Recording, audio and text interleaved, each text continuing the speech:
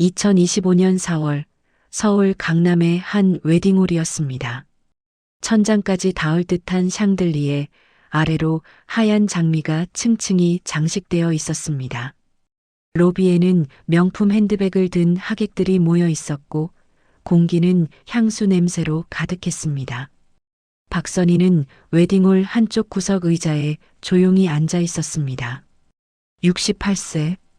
그녀가 입은 한복은 진분홍색이었습니다. 30년 전 큰아들 결혼식 때 맞춘 것이었습니다. 저고리 소매에는 세월의 흔적이 희미하게 남아 있었고 치마주름은 손으로 정성스럽게 다려진 흔적이 역력했습니다. 어머니, 며느리가 될 이서영이 다가왔습니다. 아이보리색 드레스를 입은 그녀는 하이힐 소리를 또각또각 내며 걸어왔습니다. 이 한복 좀 색이 너무 진하지 않으세요? 서영의 목소리는 부드러웠지만 눈빛은 차가웠습니다. 요즘은 파스텔 톤이 유행인데 사진 찍으면 좀 튀실 것 같아서요. 선희는 천천히 고개를 끄덕였습니다. 그래도 괜찮아. 이게 내가 제일 좋아하는 옷이거든. 서영은 짧게 웃었습니다. 그 웃음 속에는 동의가 아닌 체념이 담겨 있었습니다. 식장 뒤편에서 서영은 대학 동창들과 모여 서 있었습니다. 그녀의 친구 중 한 명이 선희를 힐끗 보며 물었습니다. 저분이 시어머니세요? 되게 소박하시네요. 그러게요. 시골에서 평생 사신 분이라. 서영이 작은 목소리로 대답했습니다. 아직도 현금 들고 다니신대요. 카드 쓰는 법도 잘 모르시고. 몇몇이 피식 웃었습니다. 선희는 그 웃음소리를 들었습니다. 하지만 표정은 변하지 않았습니다. 그저 가만히 앉아 창밖을 바라볼 뿐이었습니다. 결혼식이 시작되었습니다. 신랑 입장 음악이 흐르고 아들 준호가 걸어 들어왔습니다. 선희는 자리에서 일어나 아들을 바라보았습니다. 준호는 턱시도 안에 꽂힌 하얀 장미처럼 반듯했습니다. 그녀의 눈가에 미세한 떨림이 스쳤습니다. 30년 전이 떠올랐습니다. 새벽 4시 병원 복도를 걸레로 닦던 날들. 점심시간에는 식당에서 설거지를 했고 저녁에는 편의점 야간 근무를 했습니다. 하루 수면 시간은 4시간이 채 안 되었습니다. 아들의 대학 등록금을 마련하기 위해서였습니다. 선희는 한 번도 피곤하다는 말을 하지 않았습니다. 아들 앞에서는 늘 웃었습니다. 엄마는 괜찮아. 넌 공부만 열심히 해. 그렇게 말하던 그녀의 손등에는 세제 자국이 남아 있었습니다. 식이 끝나고 피로연이 시작되었습니다. 하객들은 뷔페 앞에 줄을 섰습니다. 선희는 구석 테이블에 앉아 물만 마시고 있었습니다. 어머니, 식사 안 하세요? 준호가 다가와 물었습니다. 응, 배 안 고파? 너나 잘 먹어라. 선희는 웃으며 아들의 어깨를 두드렸습니다. 준호는 잠시 망설이다 신부 곁으로 돌아갔습니다. 선희는 혼자 남았습니다. 주변에서는 사람들이 웃고 떠들었지만 그녀 주변만은 고요했습니다. 그녀는 가방에서 낡은 지갑을 꺼냈습니다. 안에는 10,000원짜리 몇 장이 접혀 있었습니다. 누군가 그 모습을 보고 수군거렸습니다. 저 나이에 저렇게밖에 못 사시나 봐요.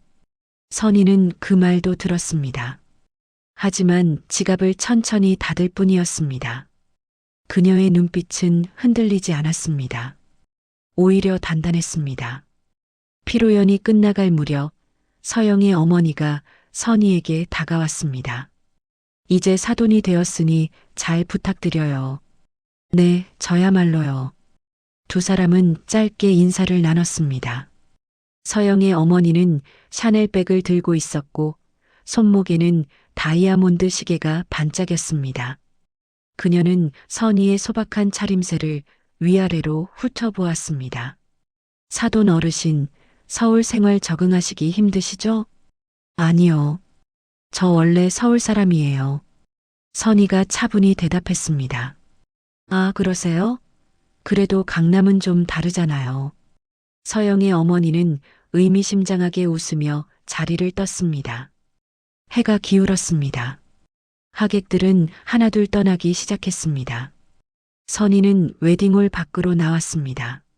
4월의 저녁 공기는 선선했습니다. 그녀는 버스 정류장으로 걸어갔습니다. 택시 타고 가시지, 왜 버스를? 준호가 뒤따라오며 말했습니다. 괜찮아. 버스가 편해. 선희는 아들의 손을 꼭 잡았습니다. 오늘 정말 멋있었어. 행복하게 살아라. 준호는 어머니의 손을 보았습니다. 굳은 살이 가득한 손. 그 손을 잡고 있자니 목이 메었습니다. 엄마, 나중에 집 한번 들러요. 그래, 그러마. 선희는 버스에 올랐습니다. 창밖으로 아들이 손을 흔들고 있었습니다. 그녀도 손을 흔들었습니다. 버스가 출발했습니다. 강남의 화려한 불빛들이 창밖으로 스쳐 지나갔습니다. 고층 빌딩, 명품 매장, 고급 레스토랑. 선희는 그 풍경을 묵묵히 바라보았습니다. 그녀는 가방에서 오래된 수첩을 꺼냈습니다. 수첩 안에는 건물 주소와 세입자 연락처가 빼곡히 적혀 있었습니다. 강남역 3번 출구 앞 다세대 주택, 신사동 오피스텔, 논현동 상가 건물. 선희는 수첩을 다시 넣었습니다. 그리고 창밖을 바라보며 작게 중얼거렸습니다. 사람들은 모르지. 진짜 부자는 조용하다는 걸. 버스는 밤거리를 달렸습니다. 선희의 얼굴에는 여전히 잔잔한 미소가 머물러 있었습니다. 오늘 받았던 모욕들, 그 모든 것이 그녀에게는 그저 지나가는 바람 같았습니다. 그녀가 진짜 누구인지 아직 아무도 몰랐습니다. 결혼식이 끝난 지 사흘째 되는 날이었습니다. 박선희는 아침 일찍 집을 나섰습니다. 손에는 낡은 서류 가방이 들려 있었습니다. 가방 안에는 계약서와 도장, 그리고 세입자 명단이 담긴 파일이 있었습니다. 강남역 3번 출구 앞 5층짜리 다세대 주택 앞에 그녀가 멈춰 섰습니다. 건물 외벽은 조금 낡았지만 단정했습니다. 1층 편의점에서는 아르바이트생이 바닥을 닦고 있었습니다. 사장님 오셨어요? 편의점 주인이 고개를 내밀었습니다. 응, 3층 세입자 오늘 나간다고 했지? 네, 아침 일찍 이사 갔어요. 선희는 계단을 올라갔습니다. 엘리베이터가 없는 건물이었습니다. 그녀는 천천히 하지만 흔들림 없이 계단을 밟았습니다. 3층에 도착했을 때 숨이 조금 찼습니다. 빈 방 안으로 들어갔습니다. 창문을 열자 봄바람이 들어왔습니다. 방은 깨끗했습니다. 세입자가 떠나기 전 청소를 해둔 것이었습니다. 선희는 방 안을 천천히 둘러보았습니다. 벽지, 싱크대, 화장실 타일 하나하나 점검했습니다. 30년 전 이 건물을 처음 샀을 때가 떠올랐습니다. 1995년이었습니다. 선희는 그때 간병인이었습니다. 새벽 5시에 일어나 노인 2분을 돌봤습니다. 식사를 준비하고 목욕을 시키고 약을 챙겼습니다. 한 달에 80만 원을 받았습니다. 점심시간에는 근처 식당으로 뛰어갔습니다. 설거지와 청소를 했습니다. 2시간 일하고 3만 원을 받았습니다. 저녁에는 편의점 야간 근무를 했습니다. 밤 10시부터 새벽 4시까지 하루 4만 원이었습니다. 주말에는 쉬지 않았습니다. 아파트 계단 청소를 했습니다. 한 층에 5천 원, 20층짜리 아파트를 5동 맡았습니다. 그렇게 5년을 모았습니다. 통장에 3천만 원이 모였을 때 선희는 부동산을 찾아갔습니다. 이 돈으로 살 수 있는 건물 있나요? 부동산 중개인은 그녀를 의아하게 바라봤습니다. 건물이요? 이 돈으론 힘들어요. 그럼 반지하라도요. 선희는 포기하지 않았습니다. 중개인은 한참을 고민하더니 한 곳을 소개했습니다. 강남역 뒷골목, 낡은 다세대 주택이었습니다. 여기 삼천에 나왔어요. 근데 상태가 안 좋아서 선희는 그 건물을 샀습니다. 그리고 직접 페인트를 칠했습니다. 계단을 닦고 화단을 가꿨습니다. 세입자가 들어왔습니다. 월세 30만 원씩 5가구. 그 돈으로 다시 저축을 시작했습니다. 여전히 간병 일을 했습니다. 여전히 식당에서 설거지를 했습니다. 10년 후 2번째 건물을 샀습니다. 15년 후 3번째 건물을 샀습니다. 선희는 지금 강남에 건물 3채를 가지고 있었습니다. 하지만 그녀는 여전히 버스를 탔습니다. 여전히 집에서 도시락을 싸왔습니다. 엄마, 왜 그렇게 사세요? 준호가 한번 물었습니다. 이게 편해서 익숙한 게 제일 좋더라. 선희는 웃으며 대답했습니다. 아들에게도 며느리에게도 그녀는 자신의 재산에 대해 자세히 말하지 않았습니다. 돈 있으면 뭐해? 마음이 편해야지. 그녀의 지론이었습니다. 오후 2시 선희는 신사동 오피스텔로 향했습니다. 10층짜리 건물이었습니다. 이곳은 5년 전에 샀습니다. 관리인이 그녀를 맞이했습니다. 사장님, 7층 임대문이 들어왔어요. 어떤 분이야? 화장품 회사래요. 사무실로 쓰고 싶다고요. 선희는 고개를 끄덕였습니다. 계약서 준비해둬. 내일 만나보자. 관리인은 조금 놀란 표정을 지었습니다. 사장님이 직접 나오실 거예요? 응. 세입자 얼굴은 봐야지. 선희의 원칙이었습니다. 모든 계약은 직접 확인했습니다. 서류만 보지 않았습니다. 사람을 봤습니다. 사람 보면 알아. 이 건물을 소중히 쓸 사람인지. 저녁 무렵 선희는 마지막 건물을 확인했습니다. 논현동 상가 건물이었습니다.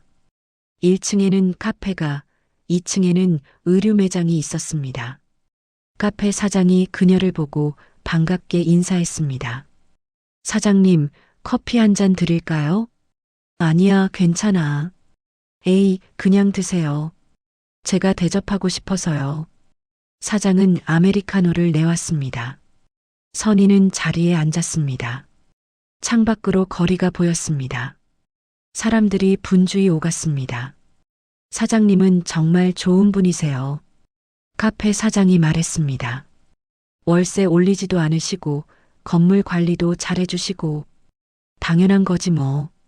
너도 장사 잘 되게 해야지. 선희는 담담히 웃었습니다. 집으로 돌아가는 길, 버스 안은 퇴근 시간이라 붐볐습니다. 선희는 손잡이를 잡고 서 있었습니다. 옆에서 젊은 여자 둘이 대화를 나누고 있었습니다. 강남에 건물 있으면 진짜 부자 아니야? 맞아. 우리는 언제 그렇게 살까? 선희는 그 말을 들었습니다. 그리고 조용히 미소 지었습니다. 집에 도착했습니다. 선희가 사는 곳은 성북동 반지하였습니다. 월세 50만 원짜리 작은 방이었습니다. 건물을 3채나 가지고 있지만 그녀는 여전히 이곳에 살았습니다. 여기가 좋아. 조용하고 방 안에는 낡은 싱크대와 작은 냉장고가 있었습니다. 선희는 냉장고에서 김치를 꺼냈습니다. 밥을 지어 혼자 저녁을 먹었습니다. 식사 후 그녀는 수첩을 펼쳤습니다. 내일 만날 세입자 정보를 확인했습니다. 화장품 회사. 회사 이름을 보던 선희의 손이 잠시 멈췄습니다. 이 회사 어디서 들어본 것 같은데. 며칠 전 결혼식에서 서영이 한 말이 떠올랐습니다. 저 이번에 승진했어요. 마케팅 팀장이요. 어느 회사인데? 화진화 장품이요. 강남에서 제일 큰 회사예요. 선희는 수첩을 천천히 덮었습니다. 우연이었습니다. 하지만 묘한 예감이 들었습니다. 내일 보면 알겠지. 그녀는 불을 끄고 잠자리에 들었습니다. 창밖으로 봄밤이 깊어가고 있었습니다. 다음 날 오전 10시였습니다. 박선희는 신사동 오피스텔 9층 회의실에 앉아 있었습니다. 테이블 위에는 계약서와 건물 도면이 놓여 있었습니다. 관리인이 옆에서 서류를 정리하고 있었습니다. 사장님, 곧 오실 거예요. 그래, 천천히 기다리자. 선희는 창밖을 바라보았습니다. 9층 높이에서 보이는 강남 거리. 사람들은 작은 점처럼 움직이고 있었습니다. 복도에서 발소리가 들렸습니다. 회의실 문이 열렸습니다. 정장을 입은 여자 2명이 들어왔습니다. 앞서 걷던 여자가 고개를 들었습니다. 이서영이었습니다. 서영의 얼굴이 굳었습니다. 손에 들고 있던 서류철이 바닥에 떨어졌습니다. 종이들이 흩어졌습니다. 어머니? 선희는 천천히 고개를 끄덕였습니다. 응, 반갑구나. 서영은 말을 잇지 못했습니다. 뒤따라 들어온 동료가 어색하게 웃었습니다. 팀장님 아시는 분이세요? 아니, 그게. 서영은 허둥지둥 서류를 주었습니다. 손이 떨렸습니다. 종이가 자꾸 미끄러졌습니다. 관리인이 상황을 파악하지 못하고 말했습니다. 화진화 장품 마케팅 팀장님이시죠? 사장님, 소개해 드릴게요. 괜찮아. 우리 아는 사이야. 선희가 조용히 말했습니다. 서영은 겨우 자리에 앉았습니다. 얼굴이 창백했습니다. 그럼 계약 조건 말씀드릴게요. 관리인이 서류를 펼쳤습니다. 보증금, 월세, 관리비. 숫자들이 나열되었습니다. 서영은 한 글자도 제대로 보지 못했습니다. 팀장님, 조건 괜찮으세요? 동료가 물었습니다. 네, 괜찮아요. 서영은 기계적으로 대답했습니다. 머릿속이 하얗게 비어 있었습니다. 시어머니가 이 건물 주인? 믿기지 않았습니다. 며칠 전 결혼식장에서 낡은 한복을 입고 현금 든 지갑을 꺼내던 그 사람. 친구들 앞에서 촌스럽다고 비웃었던 그 사람이. 선희는 차분히 말을 이어갔습니다. 우리 건물은 조용해. 관리도 잘 되고 오래 쓰면 월세 인상도 안 해. 감사합니다. 서영의 목소리는 떨리고 있었습니다. 그럼 계약서 검토하고 연락 주세요.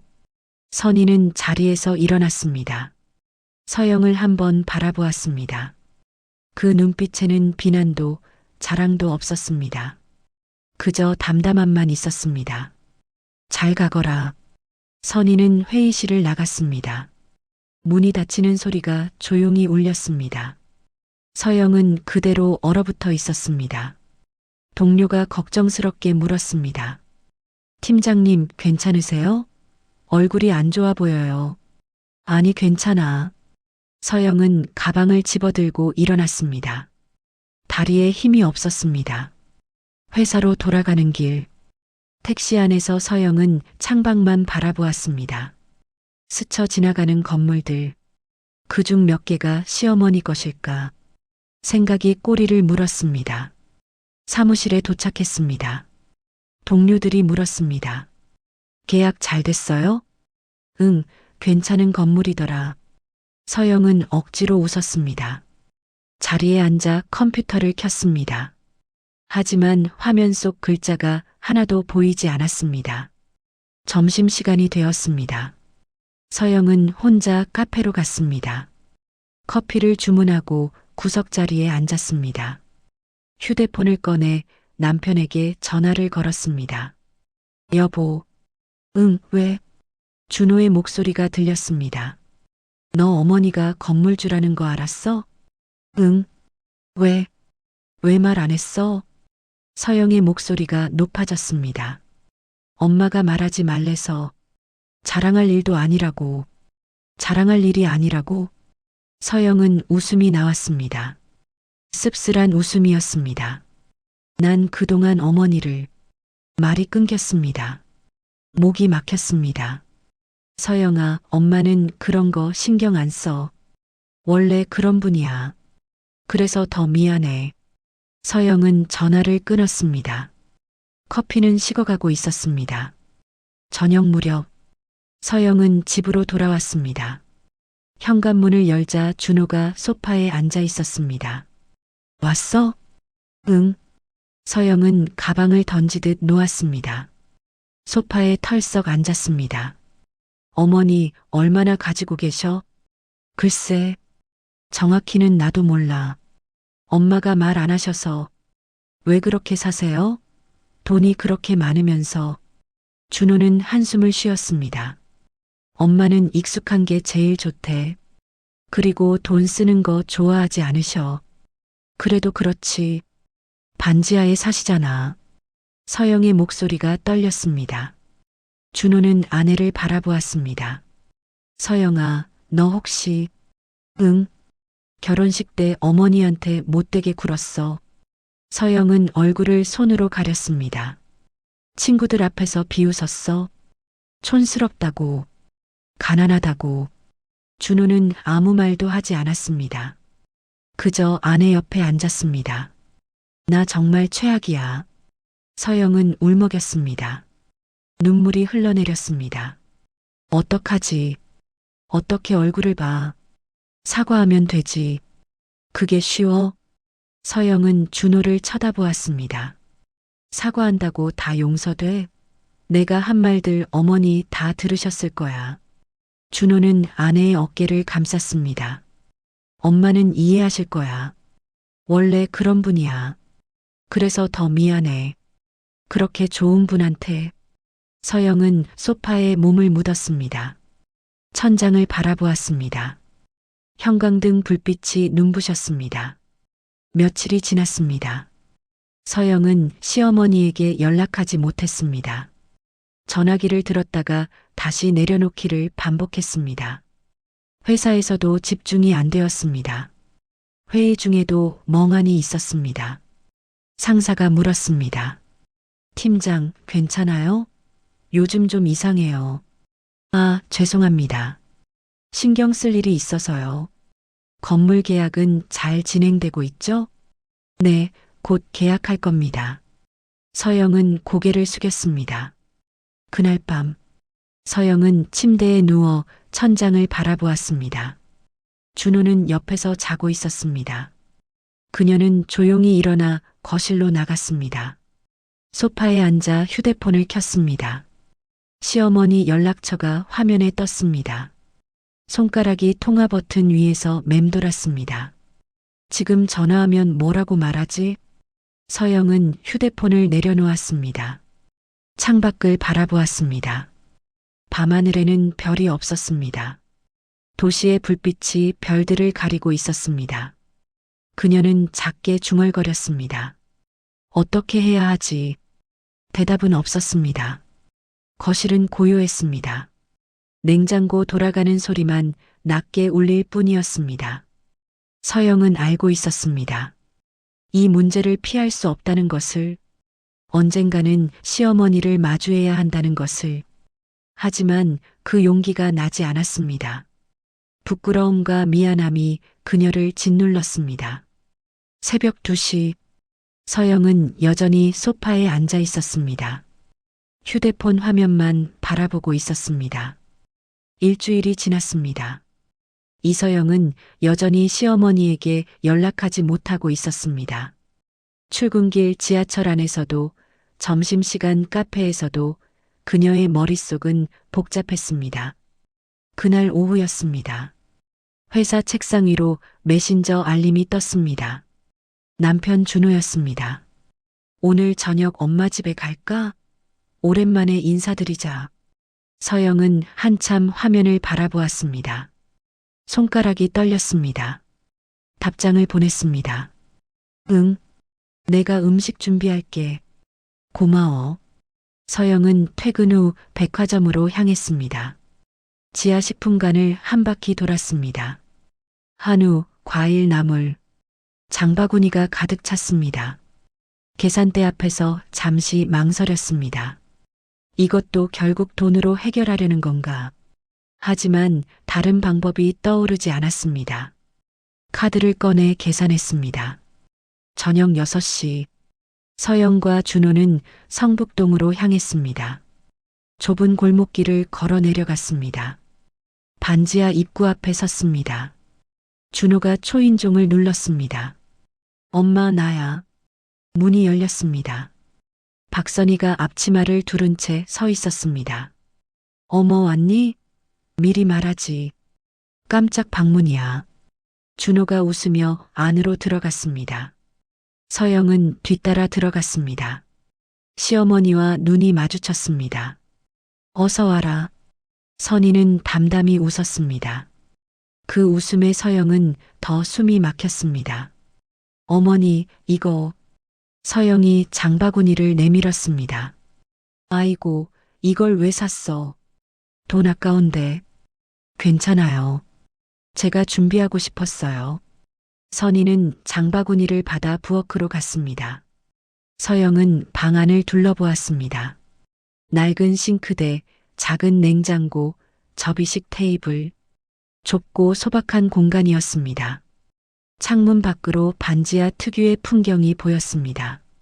지나가는 사람들의 다리만 보였습니다. 앉아라. 금방 준비할게.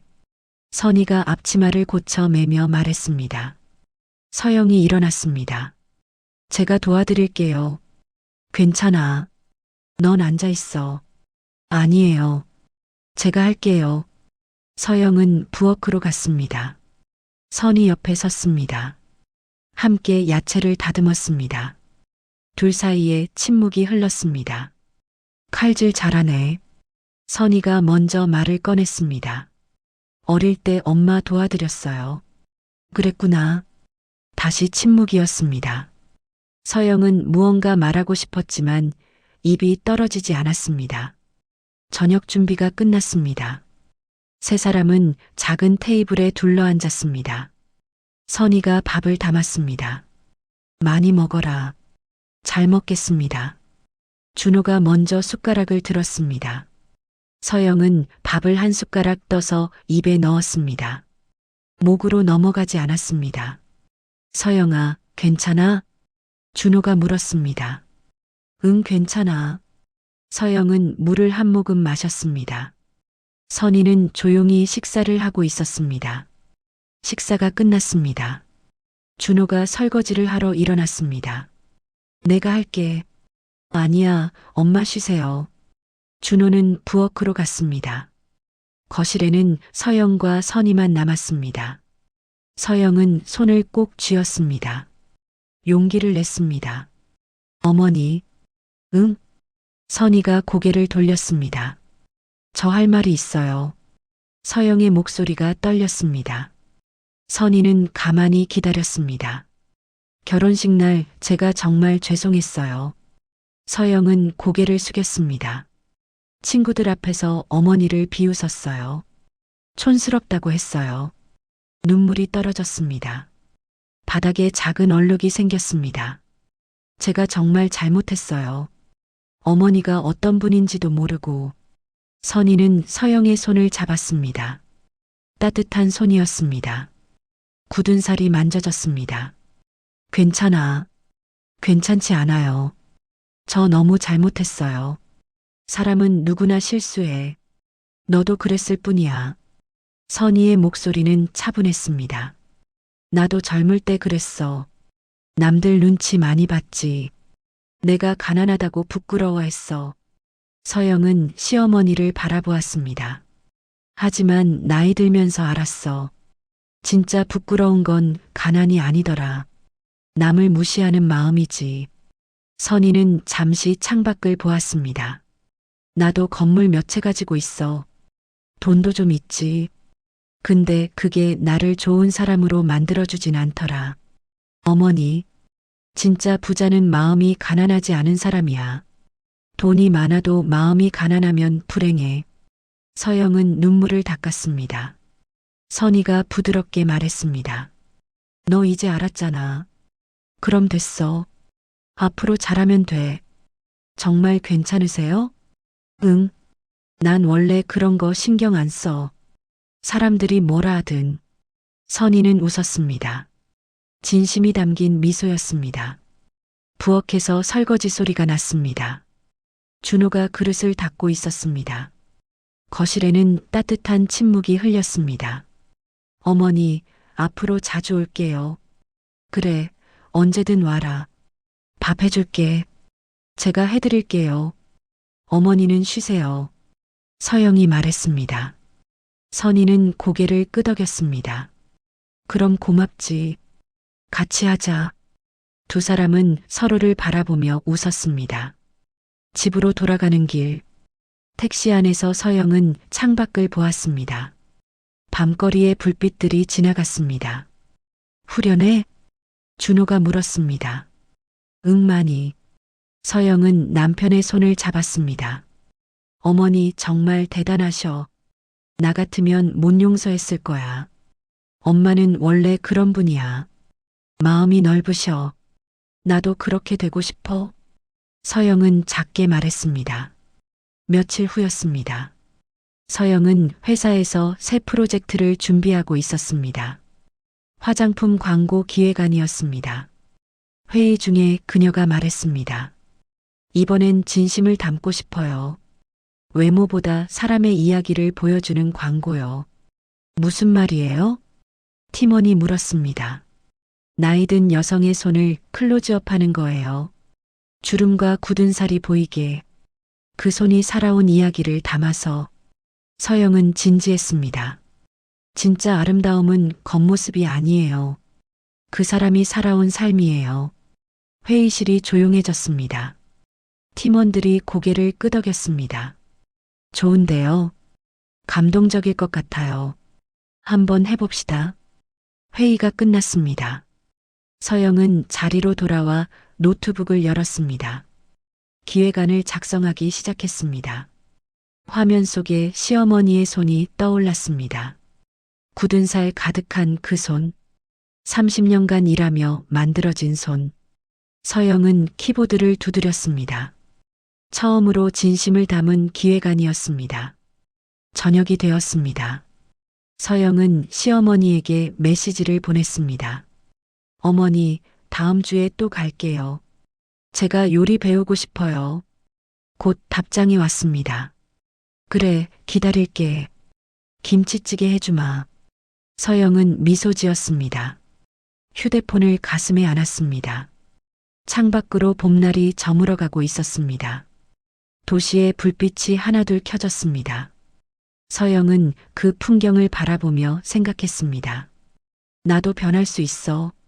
더 나은 사람이 될 수 있어. 작은 희망이었지만 확실한 희망이었습니다. 2달이 흘렀습니다. 초여름이 왔습니다. 박선희의 반지하 방 창문 너머로 햇살이 들어왔습니다. 문을 두드리는 소리가 났습니다. 어머니, 저예요. 이서영의 목소리였습니다. 선희가 문을 열었습니다. 서영은 장바구니를 들고 서 있었습니다.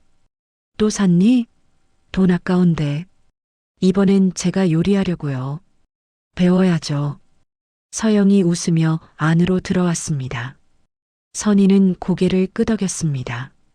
그래, 들어와. 부엌에서 두 사람은 함께 재료를 다듬었습니다. 서영은 이제 칼질이 익숙했습니다. 파를 송송 썰고 두부를 깍둑 썰었습니다. 많이 늘었네. 매주 오니까요. 서영은 자랑스럽게 대답했습니다. 어머니, 저 오늘 말씀드릴 게 있어요. 응? 선희가 고개를 돌렸습니다. 회사에서 광고 만들었는데요. 어머니 손 생각하면서 만들었어요. 내 손? 네. 일하는 여성의 손을 보여주는 광고예요. 주름도 굳은 살도 그대로. 서영은 잠시 말을 멈췄습니다. 처음엔 사람들이 반대했어요. 너무 현실적이라고. 근데 광고 나가니까 반응이 좋았어요.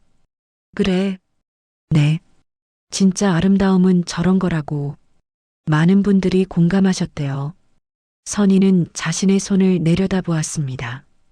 굳은 살과 주름. 세월의 흔적이 새겨진 손이었습니다. 내 손이 그렇게 특별해? 네. 저한텐 제일 아름다워요. 서영의 목소리가 조금 떨렸습니다. 선희는 며느리를 바라보았습니다. 고맙구나. 제가 더 감사하죠. 어머니가 가르쳐 주신 거 많아요. 두 사람은 다시 요리를 시작했습니다. 김치찌개가 보글보글 끓었습니다. 구수한 냄새가 방 안에 퍼졌습니다. 점심때가 되었습니다. 준호도 도착했습니다. 세 사람은 작은 테이블에 둘러앉았습니다. 잘 먹겠습니다. 함께 숟가락을 들었습니다.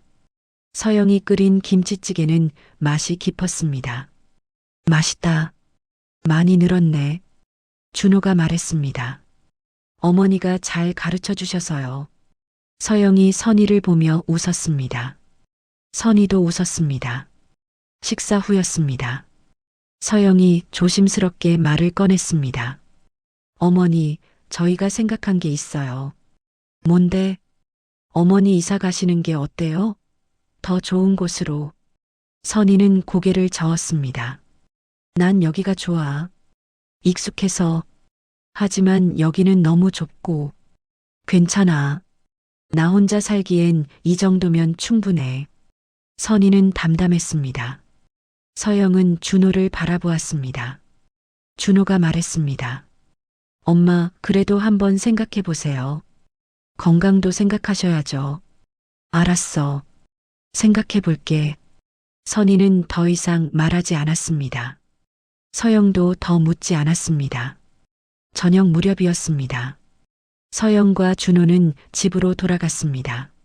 선희는 혼자 남았습니다. 그녀는 창가에 앉았습니다. 창밖으로 석양이 보였습니다. 지나가는 사람들의 그림자가 길게 늘어졌습니다. 선희는 자신의 손을 바라보았습니다.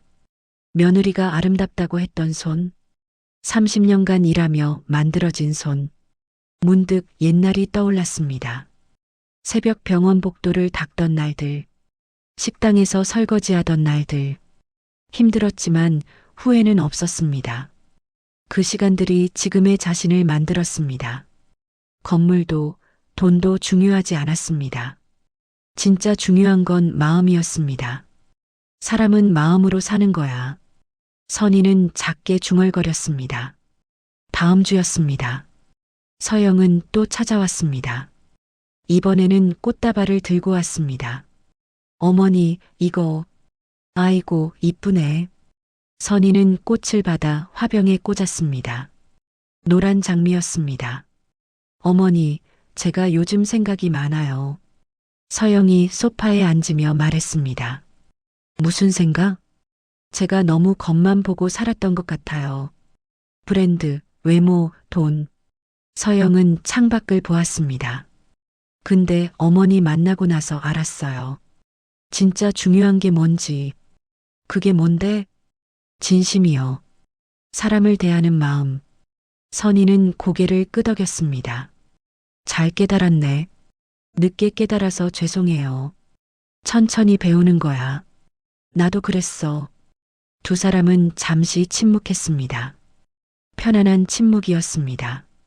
어머니, 저 앞으로 어머니처럼 살고 싶어요. 나처럼? 네. 조용하지만 단단하게. 돈보다 마음을 먼저 생각하는 사람. 선희는 며느리를 오래 바라보았습니다. 넌 이미 그렇게 되고 있어. 많이 변했더라. 정말요? 응. 눈빛이 달라졌어. 예전보다 따뜻해. 서영은 눈시울이 붉어졌습니다. 감사해요, 어머니. 가르쳐 주셔서. 뭘 가르쳤다고. 난 그냥 내 방식대로 산 것뿐인데. 그게 제일 큰 가르침이에요. 서영은 시어머니의 손을 잡았습니다. 따뜻한 손이었습니다. 몇 달이 더 지났습니다. 가을이 왔습니다. 선희의 오피스텔 건물에서 계약 갱신이 있었습니다. 서영의 회사는 계약을 연장했습니다. 회의실에서 선희와 서영이 마주 앉았습니다. 이번에는 자연스러웠습니다. 월세는 그대로 할게요. 선희가 말했습니다. 감사합니다, 어머니. 우리 사이에 무슨. 회사 잘 되는 거 보니 내가 다 기뻐. 서영은 웃었습니다. 어머니 덕분이에요. 어머니 보면서 배운 게 많아요. 그래. 네. 진심으로 대하면 사람들이 알아봐요. 회사에서도 그렇게 하려고 노력해요. 선희는 만족스럽게 고개를 끄덕였습니다. 잘하고 있구나. 계약이 끝났습니다. 두 사람은 건물 밖으로 나왔습니다. 가을 하늘이 맑았습니다. 어머니, 저녁 같이 드실래요? 그래, 오랜만에 밖에서 먹자. 두 사람은 근처 한식당으로 갔습니다. 조용한 식당이었습니다. 된장찌개를 시켰습니다. 어머니, 행복하세요? 서영이 물었습니다. 응, 행복해. 돈이 많아서요? 아니, 마음이 편해서. 선희는 숟가락을 내려놓았습니다. 돈이 많아도 마음이 불편하면 불행해. 나는 내가 하고 싶은 대로 살아. 그게 제일 행복해. 저도 그렇게 되고 싶어요. 될 거야. 넌 이미 시작했잖아. 두 사람은 서로 웃었습니다. 저녁 식사가 끝났습니다. 밖으로 나오니 어둠이 내렸습니다. 거리에 불빛이 켜졌습니다. 어머니, 집까지 모셔다 드릴게요. 괜찮아. 버스 타고 갈게. 그래도요. 너 집도 멀잖아. 혼자 가도 돼. 선희는 단호했습니다. 서영은 더 이상 말하지 않았습니다. 그럼 조심히 들어가세요. 그래, 너도. 두 사람은 헤어졌습니다. 선희는 버스 정류장으로 걸어갔습니다. 서영은 그 뒷모습을 한참 바라보았습니다. 작고 소박한 모습. 하지만 그 속에는 큰 힘이 있었습니다. 서영은 그걸 이제 알았습니다. 버스가 왔습니다. 선희는 버스에 올랐습니다. 창가에 앉아 밖을 보았습니다. 강남의 밤거리가 반짝였습니다. 그녀는 작게 미소 지었습니다. 오늘도 좋은 하루였습니다. 며느리와의 관계도, 일도, 모든 게 평온했습니다. 사람은 결국 마음이야. 선희는 생각했습니다. 돈이 많아도, 건물이 많아도, 마음이 가난하면 불행해. 진짜 부자는 마음이 풍요로운 사람이지. 버스는 밤거리를 달렸습니다. 선희는 창밖을 보며 조용히 웃었습니다. 어딘가에서 서영도 집으로 가고 있었습니다. 그녀도 웃고 있었습니다. 두 사람 모두 평온했습니다. 세상은 여전히 바빴습니다. 사람들은 여전히 겉모습을 중요하게 여겼습니다. 하지만 두 사람은 알았습니다. 진짜 품격은 조용한 곳에 있다는 것을, 화려하지 않지만 단단한 마음 속에 있다는 것을, 그리고 그것이야말로 진짜 아름다움이라는 것을. 가을밤은 깊어갔습니다. 두 사람의 마음에는 따뜻한 평화가 머물러 있었습니다.